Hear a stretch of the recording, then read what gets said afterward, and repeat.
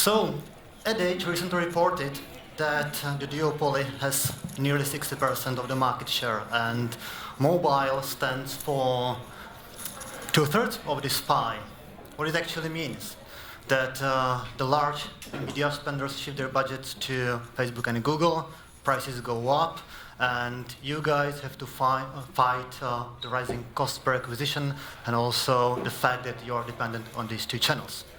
From the practical standpoint, you might have questions which channels to choose, how to set the right KPIs, what should be the testing budget, testing period, or even if you shouldn't go outside of the performance channels and tap, for example, into TV advertisement or outdoor or podcast sponsoring. So there are many questions, and today we would like to address them. My name is Peter Fodor. I'm running AppAgent. We are an integrated mobile marketing agency which operates on the intersection of data, creativity, and UA. And I would like to ask our dear panelists, Christian, Lynette, and Maria, for their intros. Let's start with Maria. Good afternoon, everybody. I'm Maria Brigida De Leonardis. I'm Italian and currently leading all the paid user acquisition activities for Free2Move. In case you don't know it, Free2Move is an app that aggregates all the mobility shared services like car sharing, scooters, and bikes.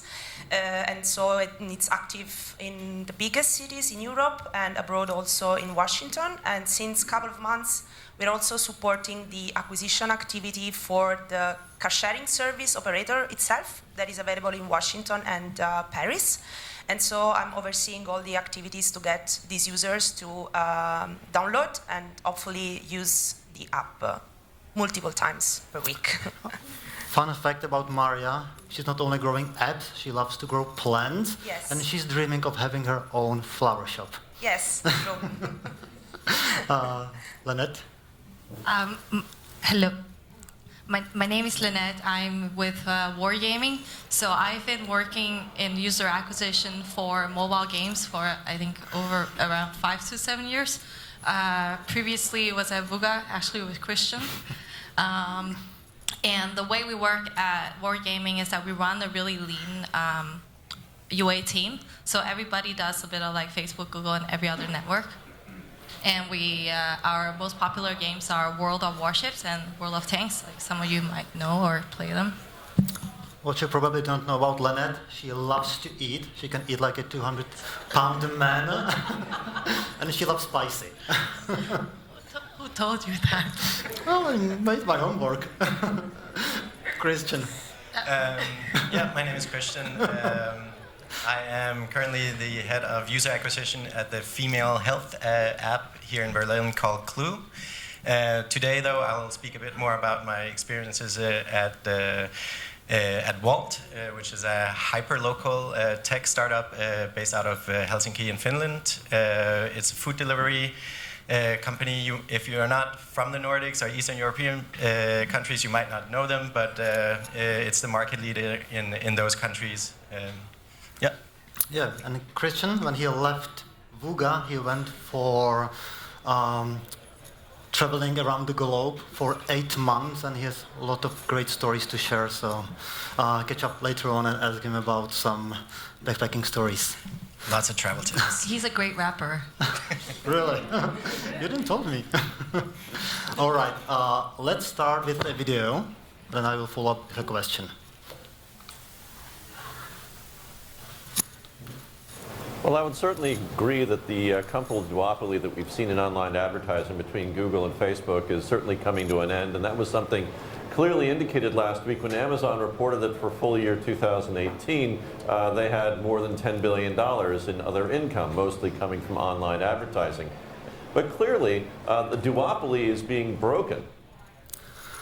So Amazon is, of course, rich of behavioral data. They can target campaigns well, but guys, do you agree that the duopoly is coming to an end? Absolutely not. Have any of you felt that in your CPI? Maria, Christian? Well, the thing is, there's a need to go beyond it, because sometimes, especially when you're working for niche product, they can't fulfill your needs, or you come to a point of saturation which advertising on those platforms is not performing anymore. So even though, the times that we see this setting down are far, I hope that we can have all of us a more verified portfolio and being able to be successful also in other channels. But it takes a lot of time and testing. Yeah. Actually, have you tested Amazon ads in the past, or do you plan to do so this year? Not really, not for our vertical at the moment. Might be if get more advanced, if get some other like connected features, but not for the time being, no. Bernette, what about you? Because I've heard of Pixel Federation that they started testing Amazon ads about half a year ago, maybe a year ago, and it worked fairly well for them. What about Wargaming, which is in the same genre? Not with Wargaming, but at Wuga we had this app called Pearl Sparrow that was pretty big on Amazon as well. And we did try to run some campaigns with them, but in terms of like the targeting capabilities that Amazon has, it's just really hard to reach the right audience, and it doesn't really work with a small budget. And they are also sad to say a little bit behind the curve in terms of like how they do their reportings and their cost syncing. So even if it works, it's actually a lot of overhead to run it. Makes sense. Christian, what about Wolt and number of channels you currently run? And also the share between desktop and mobile, if you can disclose it. Yeah, so because it's a hyper-local product, we also had certain limitations in channels that we could actually run. And that means that you are much more, even more so dependent on the duopoly, where you actually have the capability to go in and set a radius, maybe do zip code targeting, because if you're working in the food delivery industry, you know, you're not targeting the whole country, and you don't want to get a user who's outside of the delivery area. So you need to be smart about that, and that means that you also have some limitations in terms of where you can advertise. And yeah, you should definitely invest as much as you can into the duopoly, because this is also where you have the biggest chance of scaling. Are there any other networks which allow you to target by the zip code, for example, outside of the biggest ones? Yeah, so you could do a bit with the programmatic, but Snapchat, for example, also has, I think it was 6 months ago or something, introduced this, but it's very limited. Okay, who's next?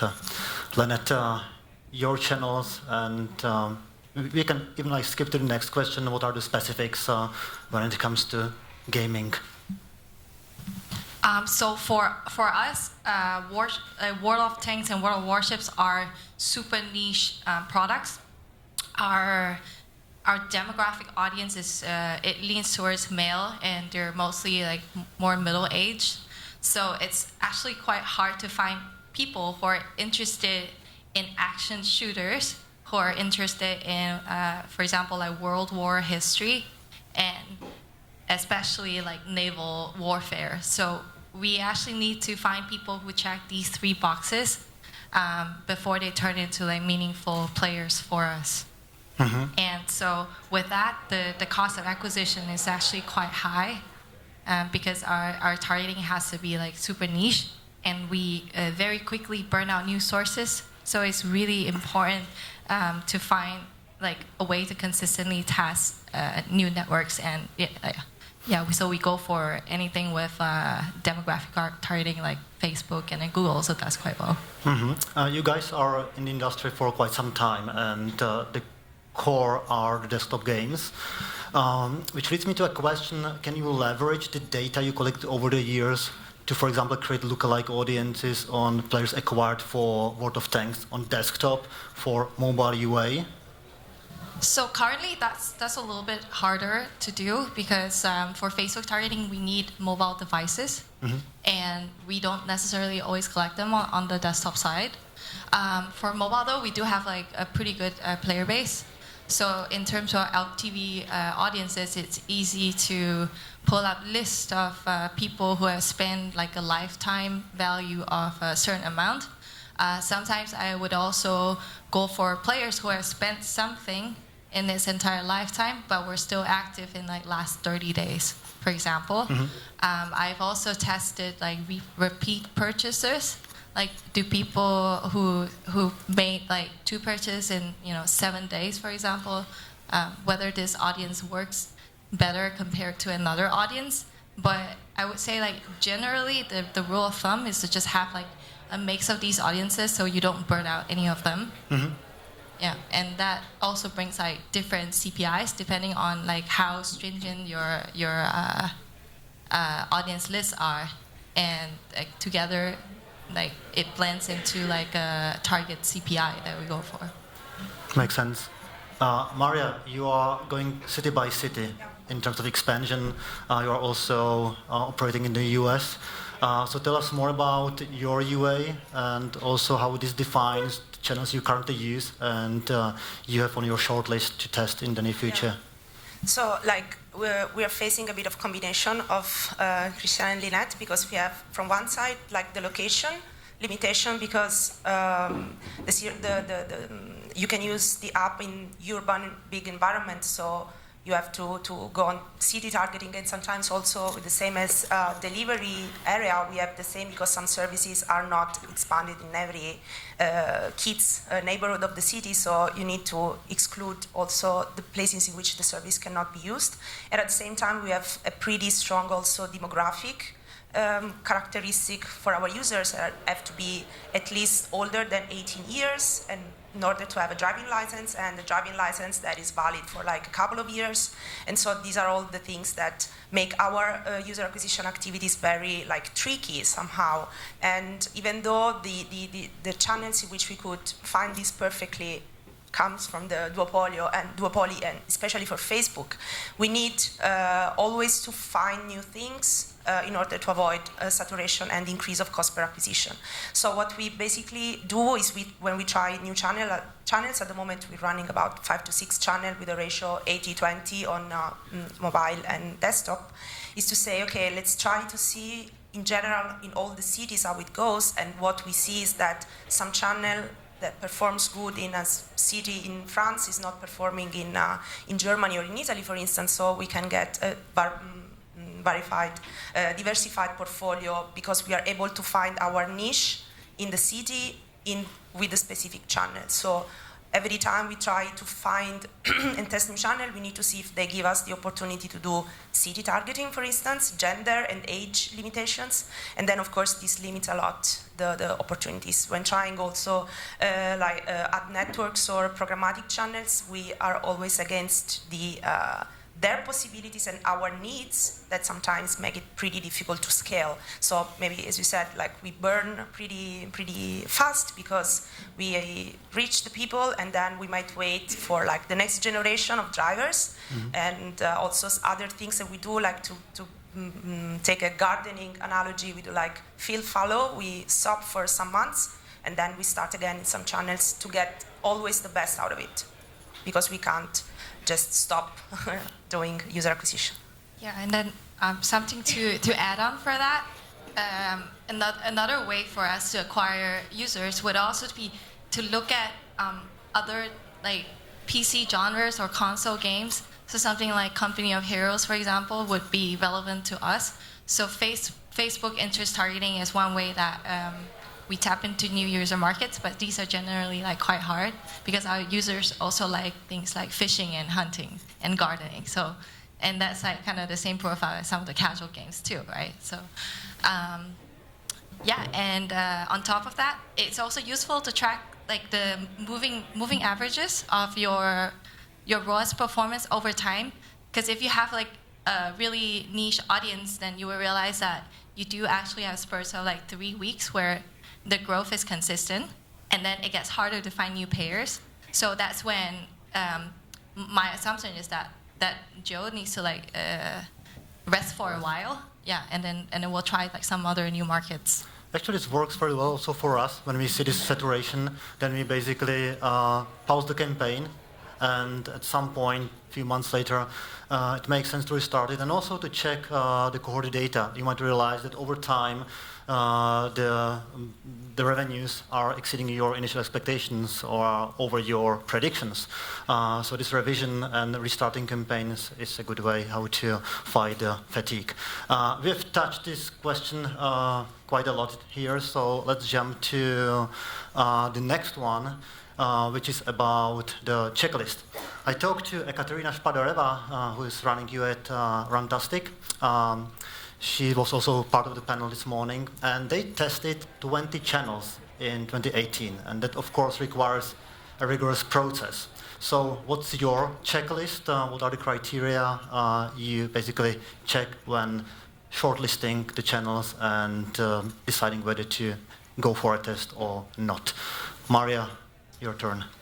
Yeah, so of course, like first, I think everybody would agree is to see how easy is the integration with your MMP, because sometimes, like we do, find myself doing also a lot of setup, and if it's easy, it's for me it's better, and then I can connect easily with my BI team because they know already how to implement the tracking, the reporting, and this like check done.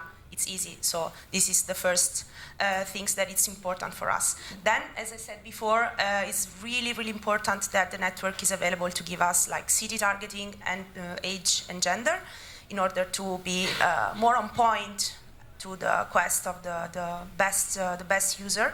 Then also, of course, like a theme which is really, really important is like transparency and like how the network is known in the yes. What actually means transparency for you?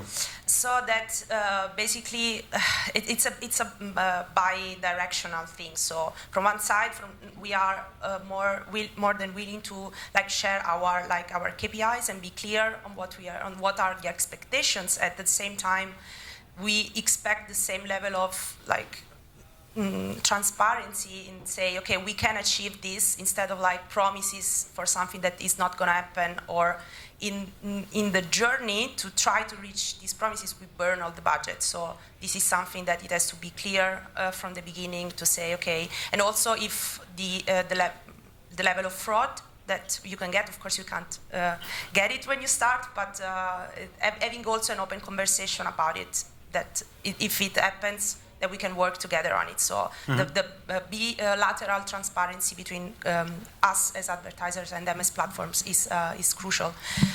Also, like the opportunity to have campaigns not only on install but like post-install event campaign, because in also like in the stage of user acquisition that we are in now at the moment, we don't look just for installs and volume, but we want quality users. So then, if we are able to identify one or two main post-install event, and we can make campaigns out of it, that would be like perfect. So yes, and yeah, also like the difference between a self-served versus managed platform, and like of course it's connected to the feeling that you have with managing the campaign and how you, like as a mom, you're protective to your campaigns, and I prefer like self-served so that I can have a look constantly and be sure that I can also see in real time what's happening and eventually change instead of having to call and to coordinate and that's Christian, you are already a veteran in the industry. It's quite some time. Do you sometimes engage with agencies which offer managed services and networks, or do you always strive for self-service? I would definitely go for self-service. It's also about the agility, it's about the speed, being able to fix things as you go and not having to be reliant on a client partner to actually do those changes for you. I think that can make a huge difference. What else you have on the list? Because a few of these things were already mentioned by Maria. Yeah, let me see. And the longest list will come. Wait for it. I think when you're looking for like, I don't think there's much new on this list. I put innovation as well. There's not a lot of there. You know, the market has kind of matured a lot over the last few years. So the only reason I would potentially test a new partner is if they have something new to offer, because the other players have really established themselves in the market, and so the innovation piece would be vital for actually having something interesting to test. Cool. Lynette, you have the longest list. So just pick one of the most important points, and you guys can take a snapshot and study later on. Actually, this is why I categorized it. Because when a new partner comes on your radar, right, there's a bunch of things that you need to know before you want to work with them. Because it's better to get all the information up front rather than run a campaign, get results, have more questions of things that you should have known before. So that's like a waste of money. So I would say you definitely what Christian said. And then there's also this general category of just level of bullshit. If someone comes to you and tells you that they have the best publishers in the market, what does that mean, right? Because someone's treasure is probably another man's trash. Affiliate marketing works for some, Facebook marketing works for some, video networks works really great for some, but depending on your product, that's always very different. So once you establish the level of bullshit, it's important to consider whether the pricing models work for you. It really doesn't matter if it's CPI, CPE, or CPM, CPC, right? As long as you have the ability to control things like frequency, you can do creative optimization to get better install rates or better CTR. Mm-hmm. So what I care about is eCPI and eCPA, so the eventual price that I pay for a purchase. So we have a pretty established LTV curve. And since we have all those numbers, it's easy to work backwards and decide how much money am I willing to pay per install by day 3 of this cohort. Mm-hmm. So that's how I work backwards. And I like to work with networks who are able to do that. Lynette, we are running out of time. Okay, sorry. Sorry to interrupt you. Yeah, so I'll skip all the blah blah. You can ask me if you're interested later. And also to crowdsource trusted feedback. UA Society has a bunch of people who have tried a lot of networks, so you save a lot of time, you just talk to them. Insights by networks, and then the stuff is just stuff that goes without saying. If there's no checkbox, then there's really no point talking to any. Cool. I think that you should take a snapshot of this and use it later on. Oh, sorry. I would definitely iterate. Talk to your peers about the networks that you want to, because there's most likely somebody else has tested it. If it's just a bunch of fraudulent traffic or if it's actually a solid player. So use your network instead of burning through a testing budget to validate that. Cool. So let's imagine that you have selected the networks you want to test. Now is the time to allocate some budget, define the time frame during which you want to run the test. So Maria, again you, and you can just go quickly through this because there's what we can share on the screen. Very generic figures, because sometimes you can't define the test phase or in terms of budget and time, because it's predefined by the partners you're working with. So then you try. You expect this budget to be allocated evenly in at least 1 month, because for us it's also a reasonable time frame to analyze the post-install event and to evaluate the effectiveness of a campaign. Mm-hmm. So I'd say generally 250, 300 euro per day, because it's a reasonable amount of money to get some exploration in the first phase, and you know that you have to wait at least 2 weeks to get some results, and also for the algorithms to get data to optimize for. So then, if the math is correct, it could be sometimes 8 to 10K per month.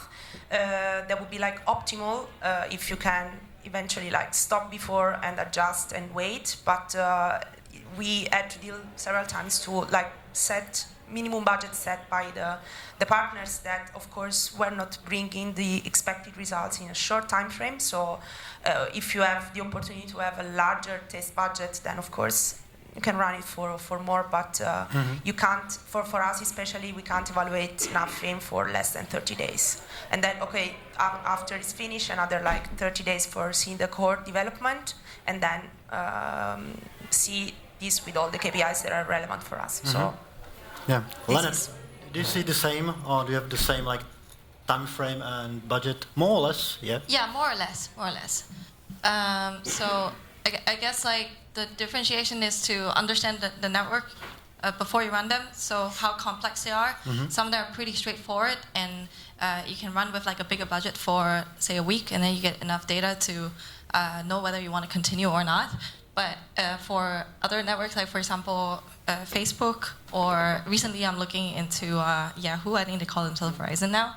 So for those with like complex algos, I think you need more money and time, because then you can look at things like day one attribution versus day 7. Like for example, on Facebook, I've noticed that Asia sometimes works better with 7 days as compared to 1 day. So there's just like a bunch of things that never-ending things that you can keep testing. So it's important to just prioritize, carve out a budget, and some time for it. Yeah. Cool, Christian. Yeah, so definitely, I would say instead of testing a ton of different networks, sometimes you're under the pressure, and you have to grow and you have to scale, and instead of doing that, figure out the key networks that you want to test, and rather test them well than doing kind of spreading yourself too thin. Make sure you actually do the due diligence before, in terms of also creatives. I mean, if you're going to test Snapchat, it's probably not going to work if you're just like applying your existing creatives from Facebook or somewhere else, or a video network. But make sure that you actually put in the work and adapt to that specific channel that you want to test. Run it for a couple of weeks, and I put a couple of weeks here. Because you want to see like what kind of difference you have between day of the week and weekends, and give it enough time that you have enough installs to actually have something to optimize towards. Never expect that you're going to have a successful test right out of the bat. The idea of testing a new network is more to figure out, is there potential here? And if you do see some potential, do you have the opportunity to tighten in your targeting, look at the creatives that you're using? Is there an opportunity for that? Then you continue the test and see if that can actually hold water, and you can get the ROI positive campaign at the end. Thanks. We have very different businesses here: mobility service, food delivery, gaming. So I assume that also your KPIs are very different when it comes to evaluating the performance of new channels. So Christian, let's start with you. You have a couple of bullet points. Just highlight the most important ones for you. So I think within this scenario, I think the most interesting one is actually looking at people. What we used to look at was people that came from a campaign within or outside of the actual delivery area. This is going to tell you a lot about do the people that we are acquiring, are they actually able to use the service, versus just overall looking at a registration rate. This will tell you, can they actually use the service at the end of the day. Yeah, I think that would be the most interesting from that list. Lynette? For us, it's stuff like CPI and CPA. Our players monetize quite early, within the first 7 days. Anything longer than that, we see it as the responsibility of the product team to keep those players retained and making money. So what I mean by CPI, right? It's if we know the amount that we expect to pay back by day one, and we know the average revenue per install by day one, then we can work out the max tolerance of the CPI that we want to pay. Makes sense. So same thing with CPA, by looking at like repurchase rates and payer rates. So I usually work with estimations for like day 1 CPA, day 3 CPA, and day 7 CPA, and based on that, if my prices are going through the roof, then I can use like a target bid cap or like basically some sort of like max bidding to just control the prices. And do you make these estimations based on your historical data from other networks or from some market intelligence tools such as Epany? So I look at it on a country basis. To me, it doesn't really matter where the payers come from, because the like average revenue per payer is kind of always like quite stable if it's within the same geo. So it's more like per Cost. network per payer. So some networks I'd be willing to pay more CPA. Other networks not so much. Yeah. Thanks. Maria? So for us, it's what's really interesting is to see the conversion rate on registration after the install, and then the cost, of course, for registration in comparison with the other most established channel with which we can find some kind of correlation if it's social or display or video. And then we see like it's really important for us the cost for so-called booking users, so the user who book a vehicle for the first time. And since this can happen like sometimes very, very far from the install date, we have a look at what we like usually call LTV. And then we have a first evaluation, the registration, and the first post-install events. So registration, bookings, and then how many bookings they do per month. And then we have like a short-term evaluation versus like a long-term evaluation. So we know already from data, since we're running acquisition campaigns for 3 years now, that already from the cost per registration we can predict what's going to happen. Okay, we'll skip this question because we are running out of time, and let's play a game. That's the last part. So, Christian, you have 2 cards next to you. Oh shit. Oops, Lynette. Yours and Maria. So we have 5 questions which will be answered only by yes or no. And because there's a coffee break, you can again follow up and ask Maria, Lynette, and Christian why they answered either yes or no. So the first one is... Is there a prize? I can buy a cake. Or will Facebook introduce a UAC type of advertising campaign in the next 12 months? Yes or no? Oh, shit, so you will lose your job. Okay, so better to start doing some like data analysis or creative work because UA managers will be finished in 12 months from now. The next question, are you buying third-party data for targeting, to improve the targeting? Yes or no? Okay, again, a unified answer. Is programmatic good for performance? Do you expect that you can match the same performance as on the channels you are using today, such as Facebook and Google? Okay, so you need more time for this, so in the coffee break you can follow up with Lynette and Maria. The next one is a bit personal. Are you afraid of mobile ad fraud? What's your emotion? Oh, you're all afraid, okay. So that's a great opportunity for fraud tracking tools. And the last one, would you invest your own money into brand awareness campaigns?